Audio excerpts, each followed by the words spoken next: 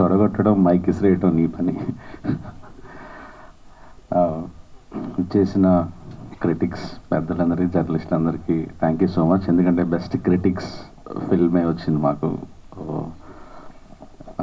మీ అందరూ సినిమాని మీ భుజాల మీదకి ఎత్తుకొని తీసుకెళ్లారు. మొదటి వారం మీరు తీసుకెళ్తే రెండో వారం జనాలు పట్టుకెళ్ళిపోయారు. ముందుగా మీ అందరికీ పాదాభివందనం. అండ్ ఇది మా అందరికీ చాలా సంతోషంగా, చాలా ప్రౌడ్ మూమెంట్. ఎందుకంటే అనంత శ్రీరామ్ గారు తప్ప అందరికీ ఇది ఫస్ట్ ఫిల్మ్ఫేర్. ఈ సంవత్సరం చాలామందికి ఫస్ట్ టైమర్స్కే ఫిల్మ్ఫేర్ వచ్చింది.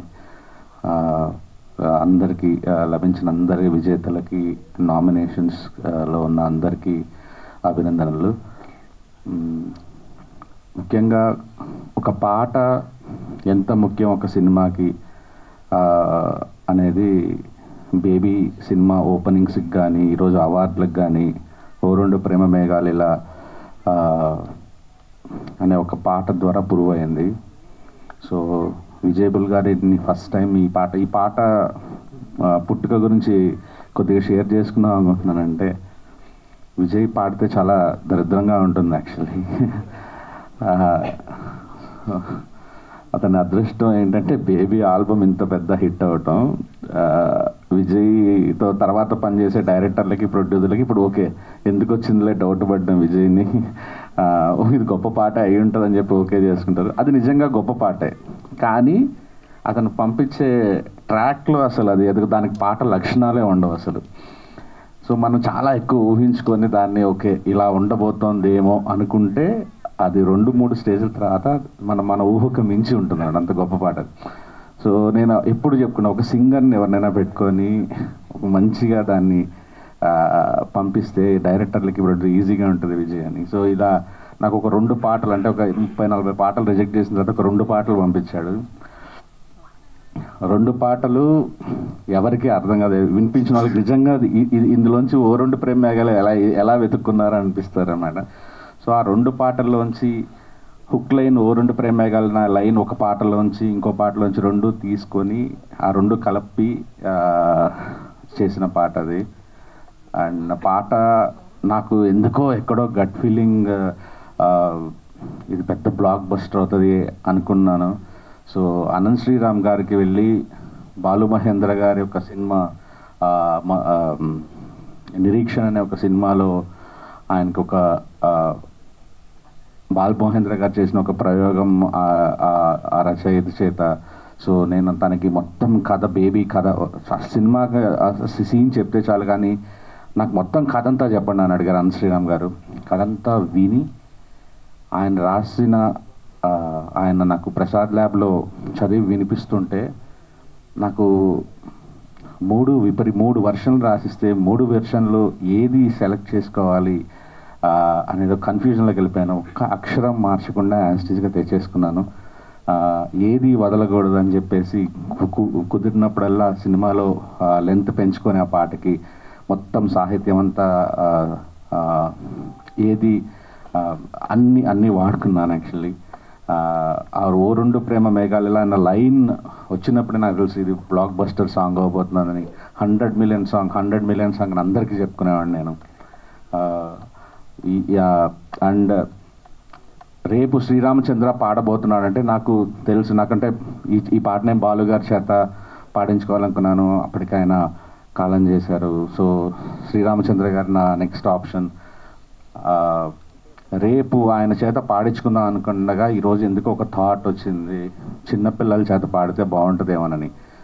సో రేపు తను పాడితే నా ఈ ఐడియా, తను అద్భుతంగా పాడతాడని తెలుసు, పాడితే ఈ ఐడియా కాంప్రమైజ్ అయిపోతుంది. అందుకే అప్పటికప్పుడు విజయ్ని రిక్వెస్ట్ చేసి అనుదీప్, సో తను ఇంకొక మ్యూజిక్ డైరెక్టర్, తన చేతి ఒక పిల్లలందరినీ అరేంజ్ చేసుకొని ముందే పాట శ్రీరామచంద్ర పాడి తన వాయిస్లో వినక ముందే రికార్డ్ చేసేద్దాము. సో మనకి తన వాయిస్లో ఉన్న మ్యాజిక్ వల్ల మళ్ళీ ఈ ఐడియా మిస్ అవ్వకుండా ఉంటుందని ముందు రోజు పాడించుకున్నాను. పిల్లలు పాడటం, ఏం మాయ ఇదిని పాడటం మొదలెట్టగానే నాకు సినిమా అర్థమైపోయింది. ఈ పాట చాలు సినిమాకి, ఓపెనింగ్ వచ్చేస్తాయి, బ్లాక్ బస్టర్ అవబోతుంది ఈ సాంగ్ అని చెప్పి. అది తీసుకెళ్ళిన తర్వాత నెక్స్ట్ శ్రీరామచంద్ర గారికి ఈ విషయం హైడ్ చేసి ఆ తర్వాత శ్రీరామచంద్ర గారి చేత పాడించుకున్నాను. ఆయన పాడుతుంటేనే నాకు ఇప్పుడు పిల్లల్ని పెట్టాలా, శ్రీరామచంద్ర గారి ఉంచాలా ఏమీ అర్థం కాలేదు. రెండు కలపమని చెప్పాను. ఇంకా సో ఇద్దరిని మిస్ అవ్వకూడదు మనం అని చెప్పి రెండు కలిపాం. అలా ఈరోజు పాటలు 1 minute రీల్స్ పెరిగిపోయినాయి, పుష్ అవసరం పాటకి. సో ఈ పాటని జనాలకి తీసుకెళ్ళేంతవరకు పుష్ చేసిన మా ప్రొడ్యూసర్ గారు, మా పిఆర్ఓ టీం, సురేష్ అన్న, సీనన్న అండ్ మా డిజిటల్ టీం వినీత్, ఆ టీం, హౌస్ఫుల్ టీం అందరికీ thank you so much. And మాకు 8 నామినేషన్లో 5 గెలుచుకోగలటం ఒక చిన్న సినిమా, నిజంగా చిన్న సినిమా. చాలా చాలా చాలా సంతోషం. ముఖ్యంగా బెస్ట్ ఫిలిం దొరకడం అనేది చాలా చాలా చాలా సంతోషం. ఎందుకంటే ఒక టీం వర్క్కి ఇచ్చిన ఇది ఫిలిం అనేది. నవ్యూ అండ్ వైష్ణవికి రావటం అనేది చాలామంది యాక్టర్స్, స్ట్రగ్లింగ్ యాక్టర్స్ ఇప్పుడిప్పుడు యాక్టర్స్ అవుదామనే అవకాశం ఇంకా రాక కొద్దిగా బాధల్లో ఉన్న వాళ్ళందరికీ వైష్ణవికి ఆ ఫిల్మ్ఫేర్ రావటం అనేది ఒక ఇన్స్పిరేషన్గా అనుకుంటున్నాను. Good luck Vaishnavi. అండ్ నాకు ఇంత సపోర్ట్ చేసిన మా మారుతి గారు, ఫస్ట్ సపోర్ట్ చేసింది, ఫస్ట్ బిలీవ్ చేసింది మారుతి గారు. అంటే ఎస్కే నాతో ట్రావెల్ అవుతున్నారు ఫస్ట్ నుంచి, కథ విన్నారు, తర్వాత ఫస్ట్ కట్ చూసారా ఆ మారుతి గారు. తన సినిమా లాగా ఆయన ఒక డైరెక్టర్ అయ్యండి, ఆయన పెద్ద పాన్ ఇండియా ఫిల్మ్ చేస్తూ కూడా ఎడిటింగ్లో కూర్చున్నారు, కరెక్షన్స్ చెప్పారు. ఇది నువ్వు కల్ట్ తీసావు రాజేష్ అని చెప్తుండేవాళ్ళు.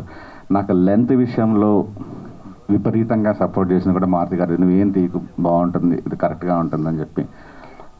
నాకు ఇలాంటి ప్రొడ్యూసర్ దొరకటం చాలా అదృష్టం. అండ్ మా ఎస్కేఎన్ గారు, ఓకే ఎస్కేఎన్ మీడియా ముందు ప్రొడ్యూసర్కి మర్యాద ఇవ్వలేదంటారు. ఎస్కేఎన్ గురించి నేను ఏం చెప్పాలి ఇంకా. ఇవన్నీ తనకే, ఇవన్నీ తనవే.